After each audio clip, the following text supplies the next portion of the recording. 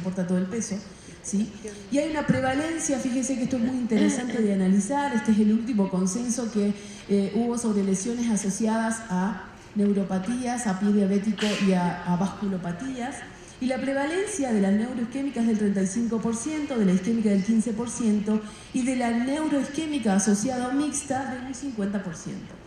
Entonces vamos a ver cómo clasificamos las lesiones y para clasificar las lesiones tenemos que remitirnos a ver cuál va a ser el cuidado apropiado de las lesiones en el pie, si va a requerir un sistema de clasificación de lesiones claro y descriptivo. Hay muchos sistemas de clasificación, vamos a tratar de utilizar o les voy a mostrar los más fáciles de utilizar.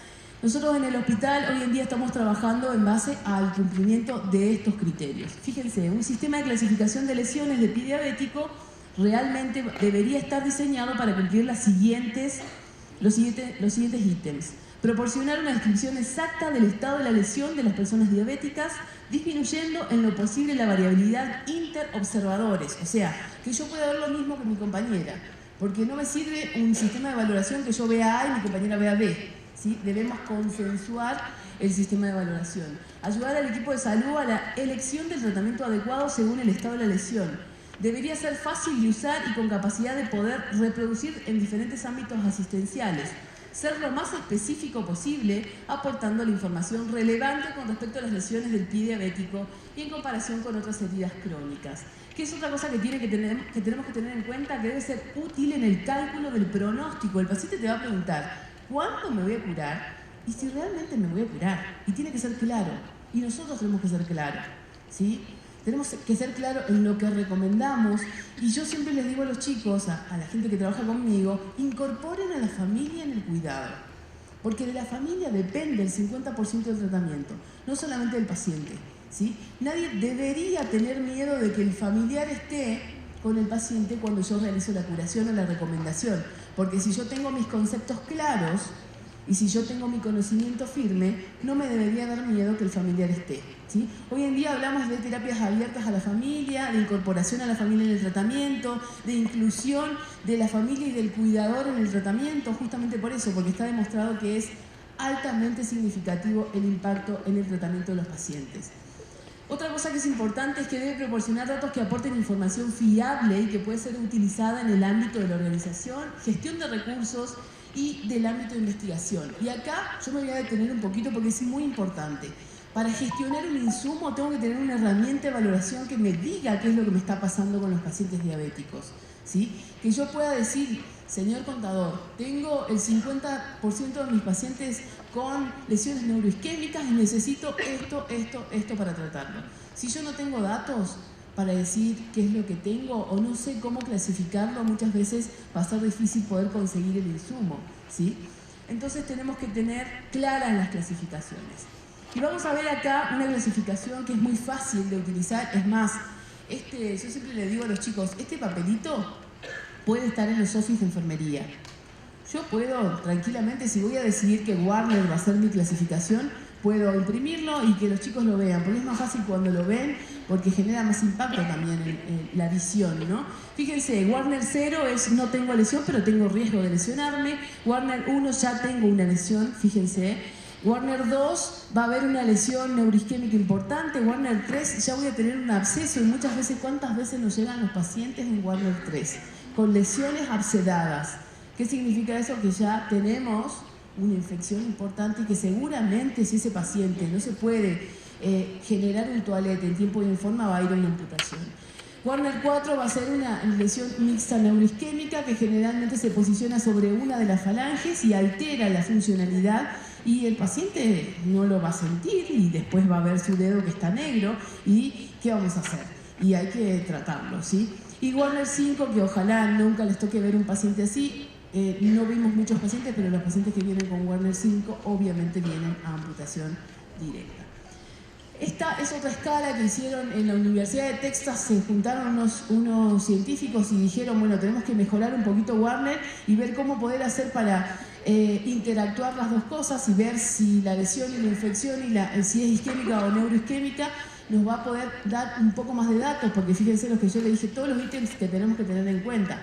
Nosotros podemos clasificar con Warner y hacer una subclasificación con Texas, también decir, bueno, los pacientes que yo tengo realmente complicados los voy a subclasificar con Texas.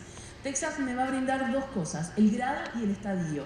¿Sí? Puedo tener el grado 0, 1, 2, 3 y 4, 1, 2 y 3, perdón, y estadio A, B, C y D. ¿Sí? Fíjense que son lesiones mixtas generalmente, donde van a tener alteraciones en forma neuroisquémicas, más que todo.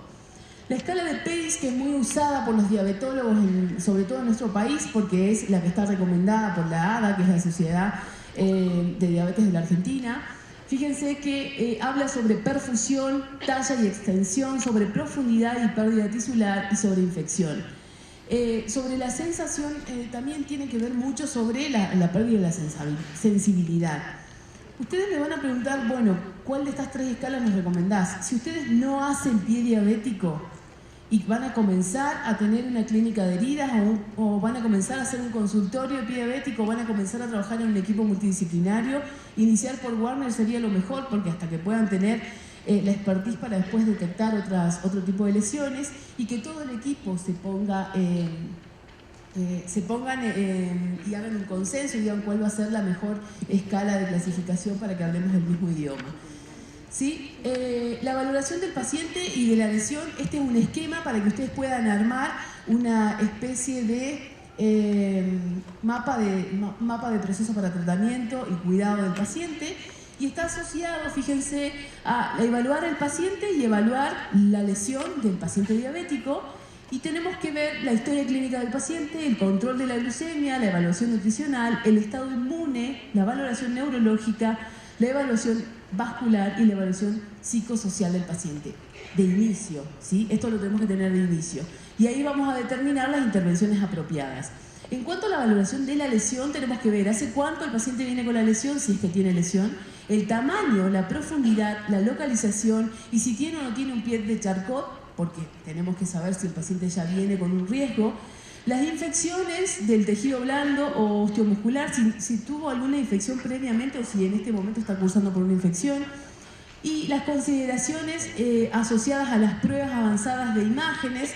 Obviamente que un paciente en el inicio tiene que tener sí o sí una placa para que podamos ver. El enfermero tiene que saber leer la placa de alguna manera y poder interpretar lo mismo que interpreta el médico del equipo, y muchas veces el médico no está y le dicen acá traje la placa, y obviamente que en algún momento el entrenamiento tiene que hacerse, ¿sí?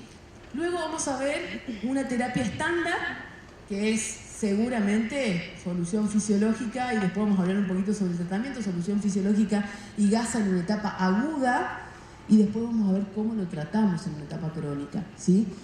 Esta terapia estándar va a estar asociada al debridamiento, al control de la infección, a la descarga del paciente si el paciente es ambulatorio, ¿sí? Y al apósito apropiado. Y acá entramos en un mundo totalmente diferente porque tenemos que decir, bueno, cuál va a ser el apósito apropiado. Entonces esta valoración, fíjense, nos va a dar como un esquema general de lo que tenemos que hacer, ¿sí? Tenemos que ver, hacer un examen completo donde vamos a ver, valorar las enfermedades anteriores o la medicación que tiene el paciente, la nutrición, la perfusión, la oxigenación, los controles glucémicos, ciertos fármacos como los inmunosupresores, los esteroides, muchas veces interfieren en el proceso de cicatrización. Entonces, si el paciente está tomando alguno de estos fármacos y la herida la tiene hace 5 años, y bueno, alguien tendría que haber analizado que ese paciente está tomando algo que está obstruyendo ese proceso de cicatrización. ¿Sí? El fumar se asocia al daño de la cicatrización de las heridas y aumenta el riesgo de la infección. También produce vasoconstricción, por ende, si el paciente fuma 5 paquetes de cigarrillo por día, 1, 2, 3, 4 cigarrillos, me afecta el proceso de cicatrización. Entonces, ¿cuál es la recomendación para el paciente? Señor, va a tener que dejar de fumar o por lo menos ingresar a una terapia para dejar de fumar, sobre todo el paciente diabético, ¿sí? La nutrición adecuada con aporte proteico, el paciente tiene que ser valorado por una nutricionista, tiene que tener un apoyo nutricional, ¿sí? Descartar la enfermedad arterial periférica, también ya dijimos que tiene que estar valorado por vascular. Y el frío, fíjense, ustedes que viven en una región fría, nosotros allá es bastante calentito, como decía hoy a las chicas. El estrés y el dolor aumenta el tono simpático y disminuye la perfusión. Si disminuye la perfusión, ¿qué pasa? Si el paciente está estresado todo el tiempo, los hijos se pelean en su casa y tiene una sociopatía asociada al pie diabético, y también me va a interferir en el proceso de cicatrización. Por ende, si yo detecto algo así, tengo que mandarlo a que tenga un apoyo adecuado. Fíjense que son muchos los factores que me interfieren en la cicatrización del paciente diabético. Medir la amplitud o usar planimetría es muy importante, es una recomendación 1A en todo lo que está asociado a la curación de heridas crónicas. Y fíjense que hay un estudio realizado en el 2012 que dice que ha demostrado que la planimetría o tener un control sobre la herida una vez a la semana en el paciente diabético disminuye el 50% de los riesgos de amputación. ¿Sí? Entonces, ¿es importante hacer planimetría? Sí. En todas las heridas crónicas tienen que medirse. Tiene que saber con cuánto comenzamos y con cuánto vamos avanzando. La herida tiene que cerrar 0.5 a 1 centímetro, o 0.5 sería lo más exacto en el paciente diabético, por semana.